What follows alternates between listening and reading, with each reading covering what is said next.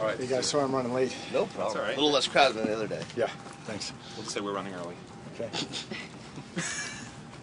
Al, do you feel better about your cornerback situation after 4 or 5 practices? I do.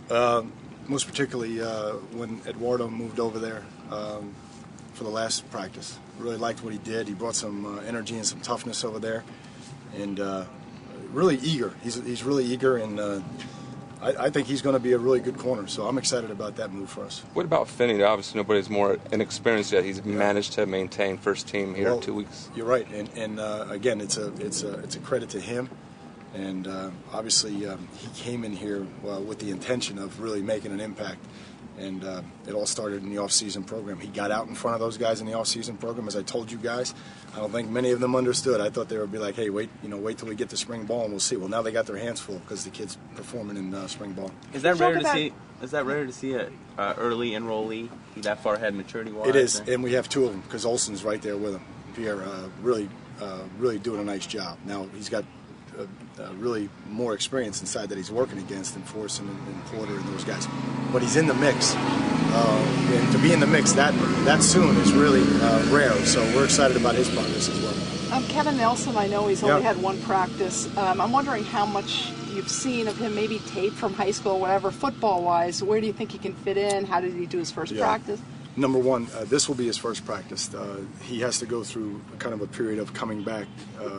That's mandated by the NCAA. So this will actually be his first practice. Number one. Number two, we haven't seen much. So he's coming back, and he's got to get in shape, and he's been doing a good job off the field. So we're excited about the direction that the opportunity has on the field. Do you watch tape at all? I'm just wondering of kids that maybe you haven't seen much from high school. Does that help a little? No, for most of these kids, obviously the recruiting class we looked at the high school. For most of these kids, we either looked at the 12 games from the fall. Right. Any of the bowl practices that we had, we saw a lot of the kids live, and then the off-season program. Excuse me. Sure. Coach, when you obviously want to limit turnovers, when you have quarterbacks, how do you deal with that with them? What's your approach with making sure that they stop the errors? Well, before we start managing the game, we want to manage the position. Okay, so because we don't want to just say, okay, we're going to manage the game and not take chances or not have explosive plays or not let them air it out or not be 50-50. So the biggest thing is we're trying to manage the position right now and really coach the position and empower them.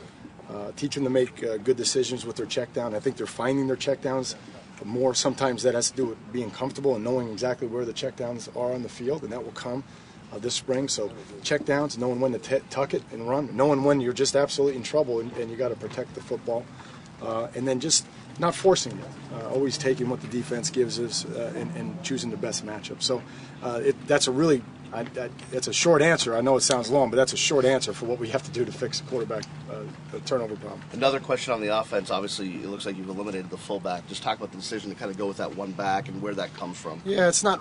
I wouldn't say it's eliminated. We just have different uses, and we have different personnel groups that we use, and so Hagens, Calhoun, Thompson, those guys, and we'll even see some of. Clive and Blake in that kind of move position, if you will, H-back position, however you want to term it. So it's just more terminology than it is anything else. How do you feel about where you guys are at middle linebacker, and what in particular about Gaines do you like that he's been able to stay up there? Well, great work ethic, loves the game, and it is competing. But the biggest thing for us at inside linebacker is to create depth. We feel like we have 2 coming in Gianni and Eddie that can also create depth in addition to what we have here. So we're trying to see guys in multiple positions so we can best fit the 4 guys that are coming in and get them ready to contribute, if not just on first and second down or in the sub package or on special teams when they come in. Have you been trying other guys besides Gaines and Kane and Futch inside, or have you tried Gaines outside? We haven't tried Gaines outside, but we probably will, to be honest with you. And we're going to keep working Futch at multiple positions. We need a guy that can play all 3 positions, that's going to be important to us. Coach, yesterday you guys announced that you're going to have an open practice for the students and employees. Yeah. How important was that for you to have that showcase for them? Well, it's important. I mean, we're all in this together, and we just wanted to do something special for them, and not let have them travel. There was a lot of talk about doing it on a weekend and all. We didn't want that. We wanted them to come over here at the end of the day, and hopefully the students won't cut school, but maybe some of the professors will come over. We don't want to be. We have enough to worry about. We don't need to worry about students cutting school. But if they want to come over in the afternoon and just walk through our over here through our campus, it's I think they'll feel welcomed and they'll know that we're excited to be partners with them here at the U. I just want to ask you a little bit about the teaching period, which is sort of new, I guess, to us. I guess, is it an hour long about? Is that about how long you run the teaching period? Tell me what that means. Okay, I don't. You have where I guess you break it into individual groups and you go over. It's like a walkthrough during practice. Yeah, all we're doing is because it's our first year. If you guys stayed for the practice, you would say that the tempos vary, and what we want is to have a team that practices at a high tempo for a whole practice.